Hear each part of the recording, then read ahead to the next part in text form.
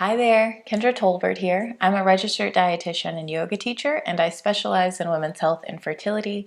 And today I have our 8th and final video in our 8-part series exploring the Live Fertile philosophy. So we're going to take a look at the 7th principle in the Live Fertile philosophy, and that principle is emotional well-being.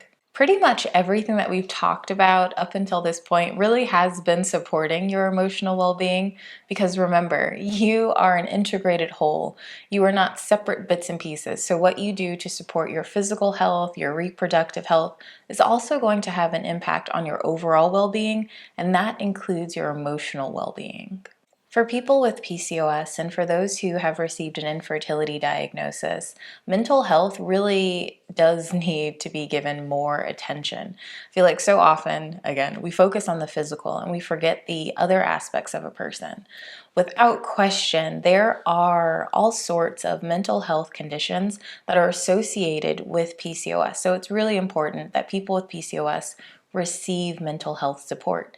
And for those who have received an infertility diagnosis, there's research to suggest that the level of anxiety and depression that someone who is experiencing infertility has is the same as if they had received a terminal cancer diagnosis, because it really can be a loss of the life that they thought they would have. So if you fall into either of those camps, or you're just, human, and all of us could use some emotional support, some mental health support,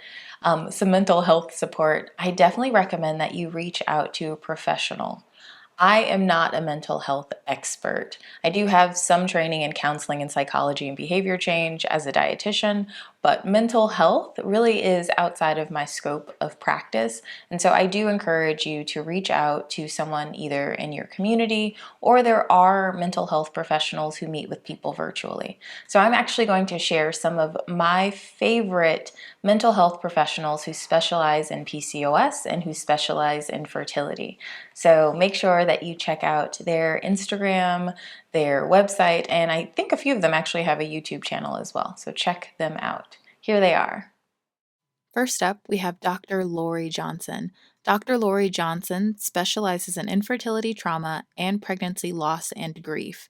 She is an amazing resource. Her Instagram has some great information there. She's also a frequent podcast guest, so definitely listen to her podcast. And I believe she has a free self-care and grief guide that you can download from her website. So check her out. Next up, we have Elizabeth Armstrong. Elizabeth Armstrong is a licensed counselor, and she's known as the PCOS therapist over on Instagram. She focuses on body image from the work that I've seen her do. So a lot of what she does is about helping people with PCOS make peace with their bodies. I know that she does group counseling as well virtually, so definitely an amazing resource if you have PCOS. Last, but certainly not least, we have Kezia Ashley Okafor. Now, I'm not exactly sure that I'm pronouncing her name right, but I certainly hope that I am, and hopefully I'll get a chance to find out soon exactly how she pronounces her name. But anyhow, you can find her at the Infertility Counselor on Instagram, and I have loved everything that she has shared on her account. She shared some really great practical information on how to determine whether or not a certain treatment plan is right for you, and the way she shared it just made it so clear. So definitely check out her Instagram, take a look at what she has. You will leave inspired and informed. All right, I hope that you enjoyed this video. I know it was a short one, but again, outside of my scope. So I just wanted to give you the resources and let you know that it's super important, and also let you know that you're not alone if you feel that you need some support. It's not easy humaning.